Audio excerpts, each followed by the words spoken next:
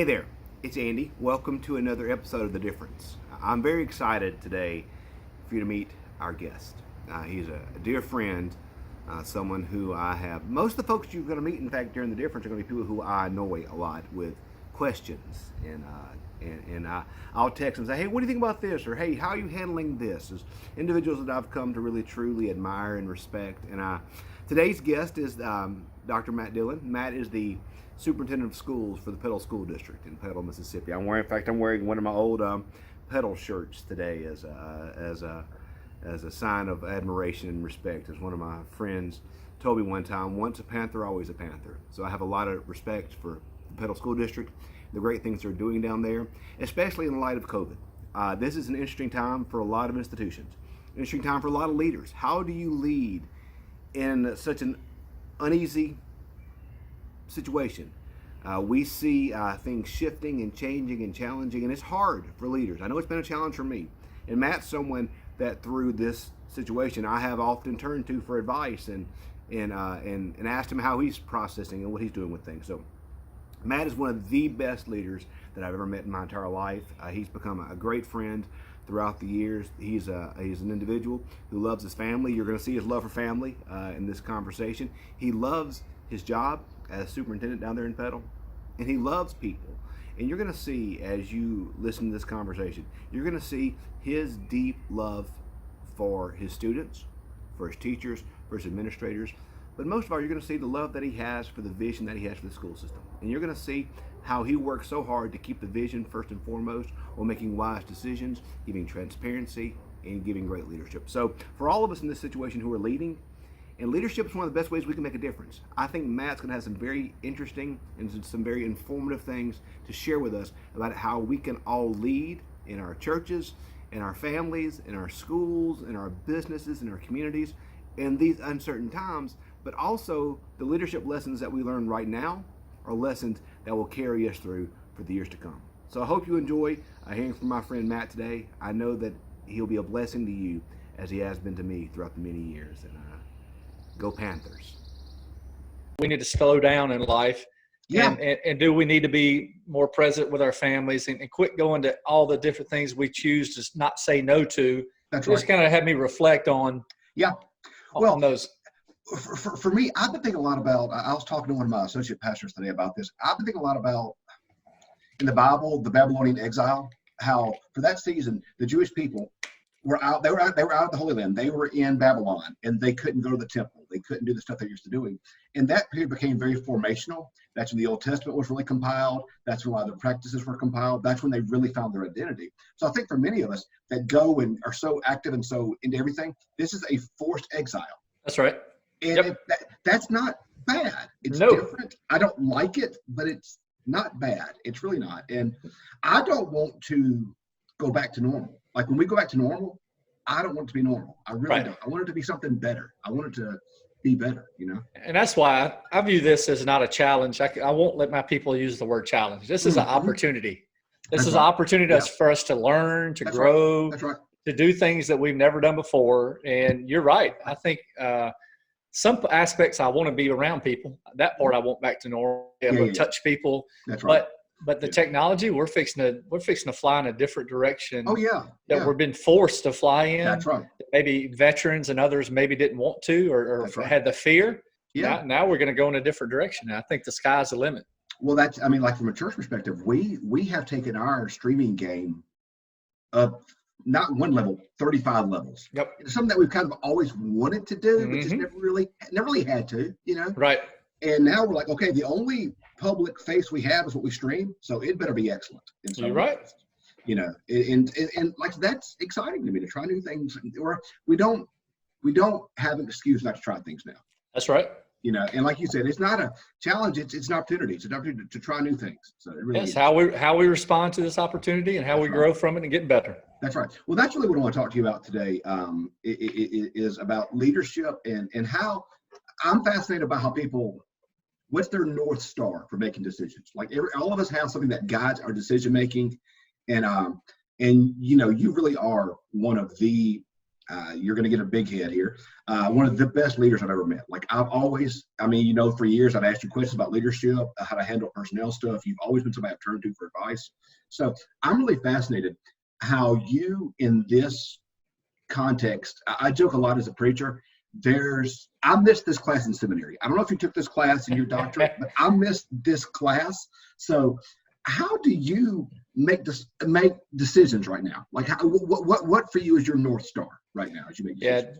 Yeah, I think you hit the nail on the head. There's no manual out there. There's no book out there that you can read, that you can just pull from. So this is very unique times, but there's so many opportunities from this as well. So some of the things that I look at is we're in the people business in the school district. We're little people, which is our kids, but also big people, which is our adults, meaning our staff, meaning our parents and our families. So in every decision we make, we're putting our people first, and we're always trying to think about it from that mindset. For example, we have a transition to at-home learning, and it's been a beautiful transition. I am so proud of where the Petal School District is right now.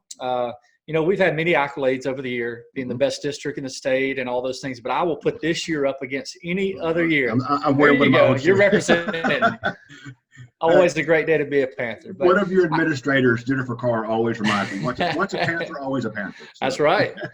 So I would put this year up against any other year in the fact that our people are coming around alongside of people and helping them during a unique time. And the thing that I look to is obviously I look to the Lord for guidance in all that I do. I'm thoughtful in my prayer, but also I surround myself with people that have a positive outlook on life, but also a positive outlook on situations that we may be encountering. And I pull from that, and I try to lead by example by having good body language, having a positive outlook and approach, and looking at the silver lining at all that's going on, just not in our community, but across the state and the nation. It's very easy for people to say, woe is me. Oh, why is this happening to me? Guess what? It's happening to everyone. Some are impacted a little bit more than others due to the health concerns and others, but this is impacting all of us in some way, somehow. And the thing that I keep drawing to is providing consistent leadership in a steady hand, an encouraging hand, but also somebody that is still seeking to have accountability too, that, hey, we still have at-home learning going on, and we still expect you to do your work. Staff, we still expect you to do your duty at home, even though you're balancing your own family life and all that. So it's just still providing that consistent hand with leadership and that encouraging hand. How do you distinguish between, because this is a struggle that I have, is optimism and, and hey, we're going to get through this, and without being Pollyannish, Yes. because you also want to have the contingency plans for, as a pastor, I'd love to be back in church tomorrow. Like that would delight me. I know it's not going to happen. How do you balance optimism versus naivete, for lack of a better word? Yeah, we were talking about this yesterday with one of my central office team members. We talked about not giving false hope. We're all in the business of giving hope, but hope's not a strategy. So we don't want to give false hope to people. We want to put facts out there. We want to be encouraging. We want to be optimistic, glass half full approach in everything that we do. But we also don't want to be that salesperson that always over-promises and under-delivers. That's right. What I found in leadership, and especially in this district that has a tendency to be a leader in the state, in the southern region, and is we want to be out on the front of things in leadership. We want to be, 2 steps ahead. But also there's times in leadership where you don't need to make hasty decisions, and you need to sit back and wait, where others might be taking a prominent step and saying, this is how we're going to do this event. This is how we're going to do this event.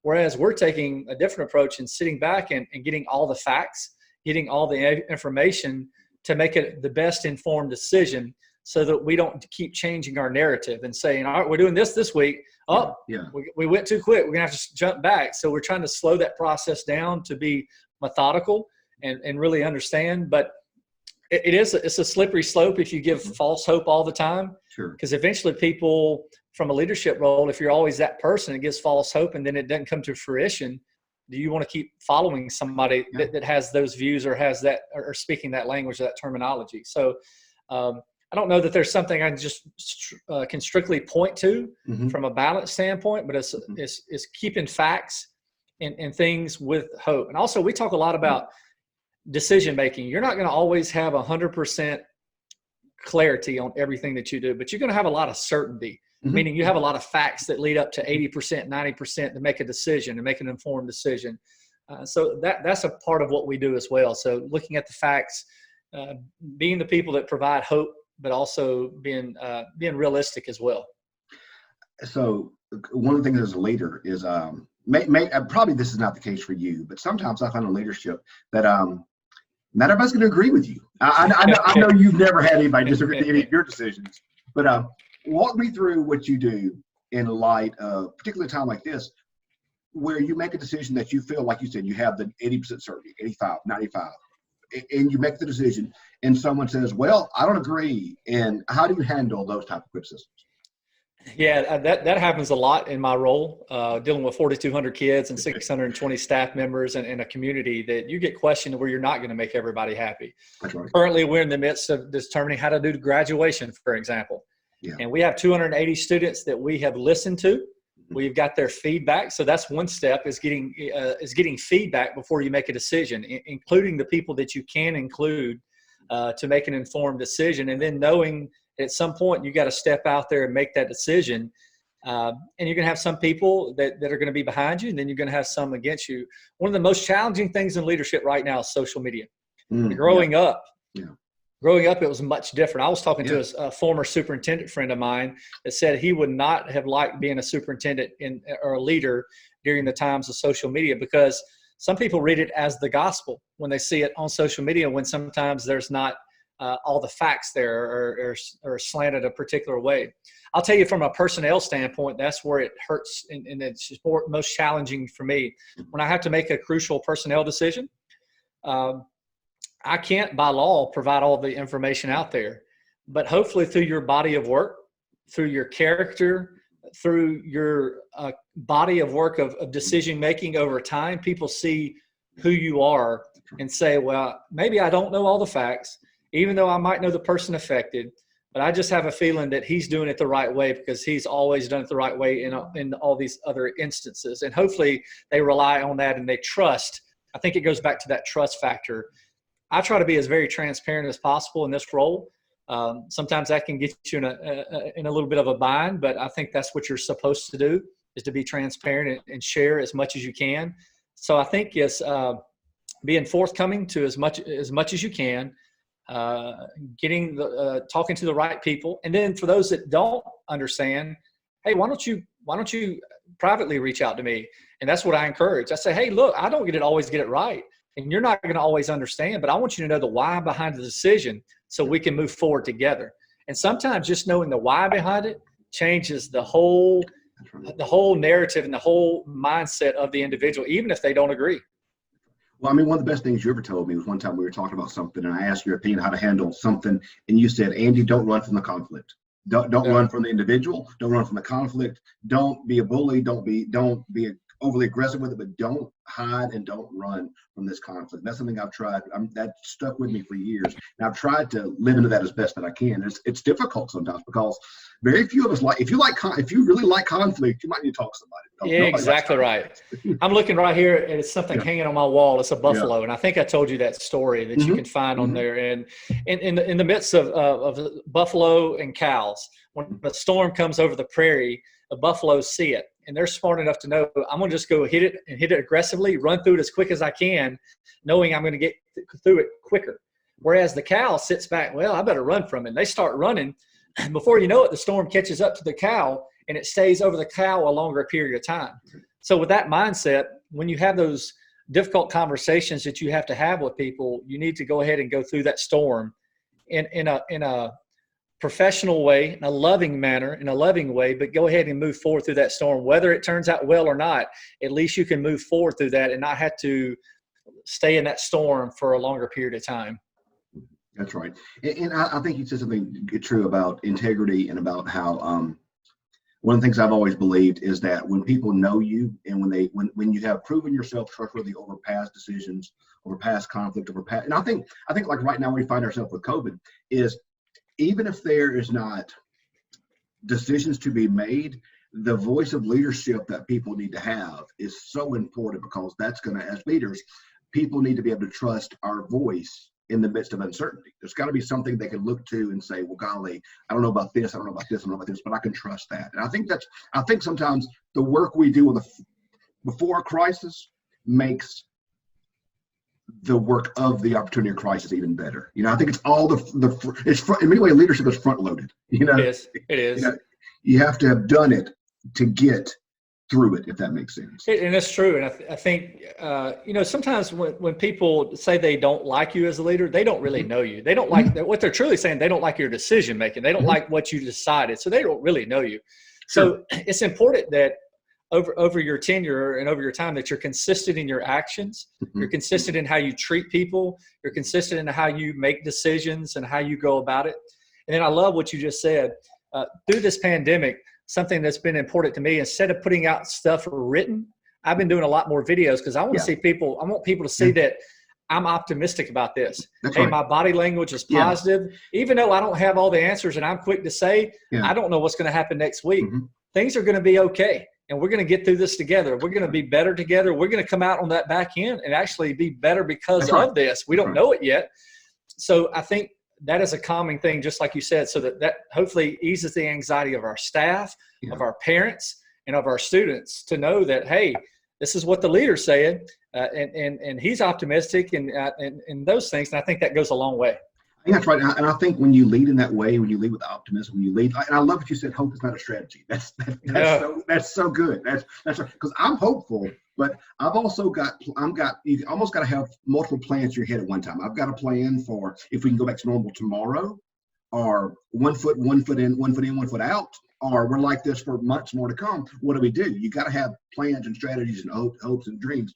But I do think when you have an overarching vision, and a leadership that's bought into that vision, and accountability and transparency, these times, like you said, these are opportunities. I'm hopeful, I'm prayerful, I'm expectant that our church is going to come out of this moment stronger than we entered into it. I really believe that. And I believe that about the Petal School District. I mean, as you said, Petal's a district that's always been high achieving. And I expect, the district to come out even better on the back end than it is on the front end. I mean, I think that's what happens. And I think we've done some things to set ourselves up to going into this pandemic that it didn't ruffle our feathers enough to think, oh, we can't do this. I mean, we had some good things in place, and it allowed us to move forward. But I think it's all about, as a leader, people are looking at you at all times. They're looking at your body language. They're looking at your what you say, the consistency of what you say, how you carry yourself, and we're in the influencing business. We influence. We have a platform. Everybody has a different platform. The athletes and musicians have massive platforms. We have our style platforms. But guess what? They're all equal. They're all equally important. And we have to use our influence for the greater good. Something that's been, walk me through how you balance the concern between, because having served in Petal for several years and knowing that part of the world, and understanding, I'm now in Madison now, which, is like Petal, great district, lots of advantages, lots of technology. We're so blessed with technology. But also know, just like in Madison, in Petal, there are pockets of rural poverty as dire as you'll find anywhere else in the world. How do you balance the need to, how do you keep, there are some kids in Petal whose only meal they get is what they get at school. That's right. How do you deal with those concerns in the midst of these type of situations? Balancing those needs versus the needs of the many, and thinking through complicated situations like that. Yeah, I think that's the most important. I'll say during times like this, academics is not number one. It's the relationships that we have with our students and families to ensure that their physical needs are getting met, but also their social emotional needs that are really some challenging situations across our state and across our nation with social emotional needs that we have. So the balance is from an equity standpoint, we want to make sure those kids have every opportunity that the other kids have that maybe have internet access, for example, or have meals, for example. So it requires us to work, I think, harder to ensure that we're providing those same opportunities. We're connecting with them. We don't use this time as a distraction to say, well, we'll get back to that group when we can see them back in August. No, that's not right. What we're going to do is connect the two things that we've taught through this whole process is we're going to connect like we've never connected before, and we're going to engage people. And that's the whole purpose of what we're trying to do. We're connecting with our staff, our students, our families. The first thing we're always asking is, how are you doing physically? How is your health? How is your family? What do you need? What needs might you have? Does everybody still have a job in your home? If you don't, what can we do to help? So we're connecting like we've never connected before. And then very blessed to have the technology to have Zoom meetings, to see faces and see eyeballs, which are important. And then how do we engage people? How do we engage them academically? How do we engage them with hope? How do we engage them? So it's really taking the extra effort and really not using this time as an excuse to say, well, we just can't get to them because they're way out there. No, that's not the Petal way. That's not what it should be. That's not the Christian way. It should be, we should be going above and beyond in those circumstances to do even more. And that's what I find myself in this pandemic. I'm working now harder than I've ever worked before. Yeah. I can't turn it off because you said it well. You have to plan for all the different scenarios, not knowing which bucket you're going to pull out of for that particular day to use. But if you're not prepared, it's not fair to the kids. It's not fair to the students, the staff, the families. So it requires extra work on our part. And that's why I'm so proud of my staff and the way that they're coming around loving on families, but also they're providing them opportunities and hope through all of this. Yeah, I think that's the same thing as at church. As leaders, it's like being a quarterback. We get too much credit for success and too much blame for defeat. I mean, but a quarterback without a great line is going to get in the sack the entire game. That's right. We're only affected many times to our staff is, and I know that much like you, I'm blessed to have an amazing staff that's working double time, that's doing creativity, that's trying their best to connect with so many people in so many ways. And it really is leadership in many ways. It's not about delegation, because that's probably not the right word to use, but it's about equipping and allowing people to succeed and knowing that their success is your success and your success is their success. That's exactly right. In a time like this, how do you, one of the phrases I use in church is, I like for us all to sing from the same hymnal. In a time when you can't be together, we are socially isolated. How do you keep everybody singing from the same hymnal, if you will? How do you keep the vision in front of everybody in a time like this? Well, I think routine and consistency is important. So if we normally have weekly meetings, you need to continue to have those weekly meetings. You need to continue to provide that consistency. And what I found myself doing now more than ever, I've met more in this 2-month window with my staff than my leadership staff than ever before, because I'm constantly wanting to check on them for multiple reasons. So first, to check on them to see how they're doing, their family, how they are as far as they're balancing their home life and their work life, but also to keep the focus. So every leader once a week has to tell me what their focus is for the week, so that I can try to help hold them accountable to that focus, so that we don't take too many steps back due to this. It could be very easy for us to say, just like as I mentioned earlier, well, we just can't do it. I mean, it's just not going to work. No, that's not what we need to do. We've got to hold ourselves accountable. So it's through connecting and having those face-to-face, even though it's computer-to-computer conversations, and to really, we talked about 3 things in our district: being calm, calculated, and connected. We want to be calm in our approach, calm in saying that there's hope out there, being calculated in our decision-making, to make sure that we're still making solid decisions and very grounded decisions. And then again, being connected like we've never connected before. So that has been my mantra through this, and I've tried to live that out. So we have a standing meeting every week for all of my leaders. I tell them some updates from the national level, the state level, the local level, and then they share. And then they share to me what their focus is. So sometimes when you put that initiative to put that out there, then hey, I got to follow through with that. So it's just connecting with them, staying in touch with them, letting them know that we're here as a resource. We just have to do things differently, and it looks differently, it feels different, it smells different. Guess what? It's okay, and we're going to be better, and we can still get our work done at a very high level. What is it like one of the things that our church is known for, the Madison community, is every year we do a flower cross. We have this huge flower cross. It's become, people, it's funny, I'll come by on Easter. We always do it on Easter, and I'll come by the day after Easter, and I'll see people that I don't know, it's people from the community, coming and getting their family pictures from this cross. Well, this year, guess what? In light of everything, we couldn't do the cross. We just couldn't do it. However, my music minister still did a miniature version of the cross. Like put it out in front of the church and everything. And and when he texted me the picture of it, I started crying because I'm like, this is my favorite one ever. Because maybe we're in a global pandemic, but guess what? Christ is still risen. That's right. It's still Easter, and we still got a flower cross out there. That's a community expectation that no one's ever told me when I came to St. Matthew's, hey, guess what?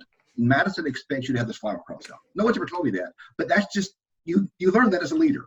Okay.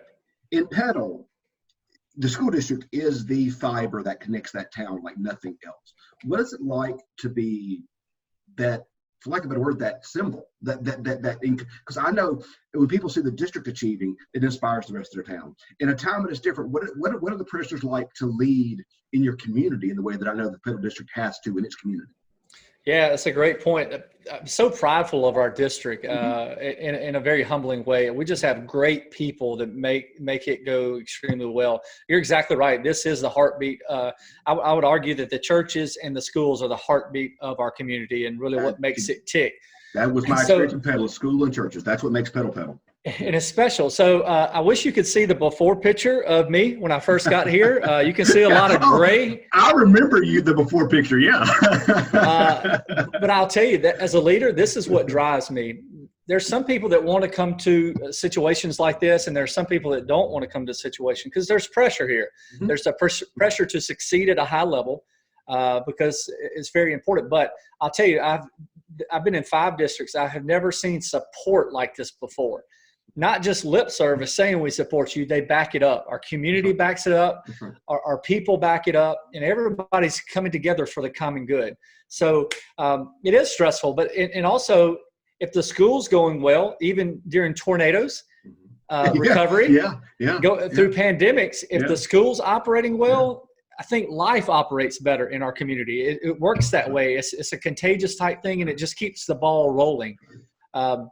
So there's some added stress, but also that's what drives me as a leader, being in a highly successful place. But also, I'm like that little kid trying to dunk the basketball. I'm touching the rim every day, touching it every other day, but we're still not just slamming it every day. So there's more work to be done, and that's what excites me and drives me as a human being.